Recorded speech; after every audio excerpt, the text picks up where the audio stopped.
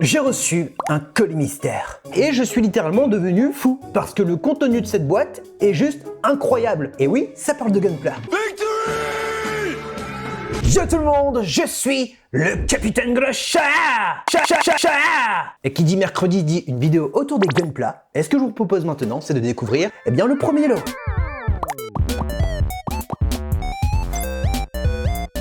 Oh! Les kits que j'ai reçus dans le lot numéro 1, ce sont des Dilenza. Pour ceux qui regardent la série Gundam The Witch from Mercury ou qui ont vu la série disponible sur Crunchyroll, le premier c'est le Dilenza de Goel Jeturk, issu de la compagnie Jeturk Heavy Machinery. Je vous avoue, c'était un kit qui me parlait pas au départ, mais quand je l'ai eu entre les mains et quand j'ai vu la manière dont les pièces ont été modelées, je me suis dit, il y a quand même quelque chose à faire. Et quand je dis quelque chose à faire, c'est plus dans le sens customisation. Parce que quand on le regarde, il a clairement un côté un peu insecte, et je me dis, on pourrait limite ajouter dessus de la peinture irisée, un peu comme les scarabées, vous voyez. Quand vous prenez un scarabée dans les mains, vous l'orientez un peu au soleil, et en fait, vous avez différentes teintes. De ce fait, je me dis, ça peut être intéressant de le faire, parce qu'en plus, j'ai acheté des peintures de chez Armored Komodo, et je pense que pour un kit comme celui-ci, ça peut très bien fonctionner. D'ailleurs, petite mention spéciale pour les armes, ou du moins l'effet visuel pour l'arme, qui est en vert fluo, que je trouve juste de toute beauté. Dans ce lot, il y a également un deuxième Dilenza, et celui-ci c'est le Mobile Suit de monsieur Lodanade.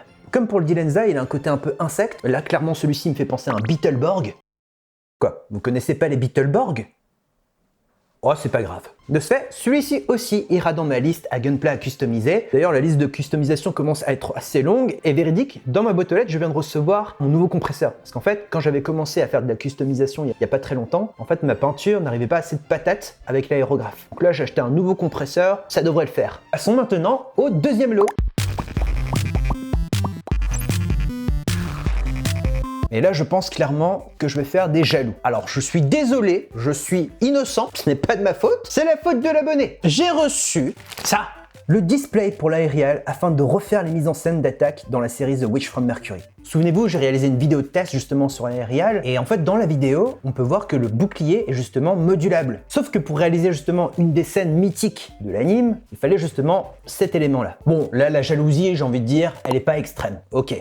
Mais attendez, ensuite, j'ai reçu une extension du aérial. Et ça, je vais pas vous le spoiler, mais à un moment dans la série, on voit cette chose-là. Je ne vous dis pas à quel moment. Mais voilà, je suis bien content d'avoir ça. Donc, merci beaucoup à toi, monsieur l'abonné. En plus, si on regarde bien sur la boîte, on a la possibilité d'avoir des mains ouvertes. Je le kiffe de ouf parce que ça permet d'apporter encore plus de caractère au mecha, mais aussi de réaliser d'autres posings. Donc ça, j'ai hâte de vous le montrer sur mon aérial. Ensuite,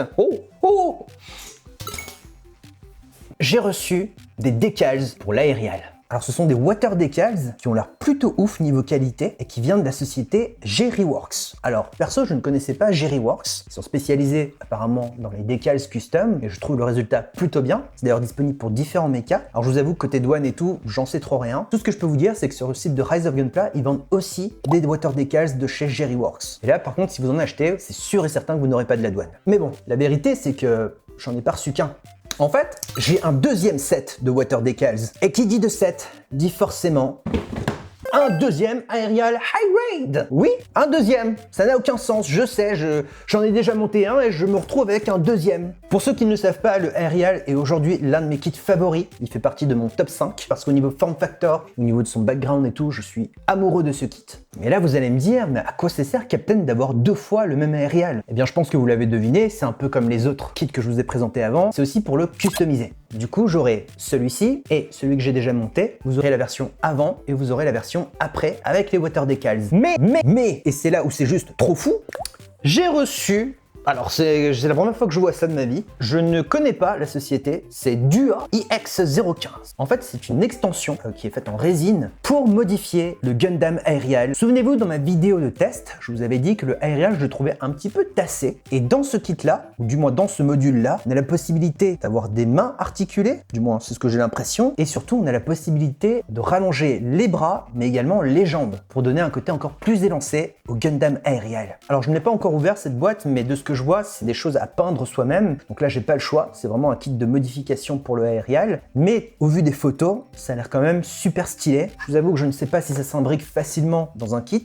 mais je vous ferai mon compte rendu, bien entendu, en vidéo lorsque je customiserai ce kit-là. Par contre, je ne vais pas utiliser que cette partie-là. J'ai aussi acheté de la plate. Pour ceux qui savent pas ce que c'est de la plate, en fait, c'est une sorte de plaque rigide sur laquelle on peut découper des formes et qu'on peut appliquer directement sur le kit qu'on a envie de customiser.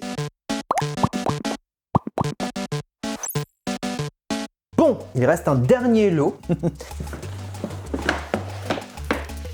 Voici le Master Grade Wing Zero dans sa version Katoki, aussi appelé Verka. Pour le coup, c'est un kit qui est assez grand, qui a l'air plutôt stylé, donc je vous ferai un compte rendu par rapport à ce kit aussi, que je customiserai bien sûr. Et pour ceux qui se demandent qu'est-ce que c'est la version K, la Verka, en fait Katoki, c'est un designer de mecha qui est hyper populaire. Il a fait son apparition dans les années 80-90 en designant justement plein de mechas. Il a participé d'ailleurs à Gundam, mais aussi à Macross ou encore Patlabor. La liste est très longue, mais si jamais vous voulez en savoir plus sur lui, je vous ai mis son Wikipédia. Vous allez voir, il a un background assez intéressant. Définitivement, que ce soit cet abonné ou vous, vraiment, vous me régalez de ouf pour cette aventure sur YouTube où je vous parle de Gunpla. Ça me fait super plaisir de vous en parler et de voir que vous êtes vraiment ultra chaud pour que je fasse avancer justement toute cette propagande.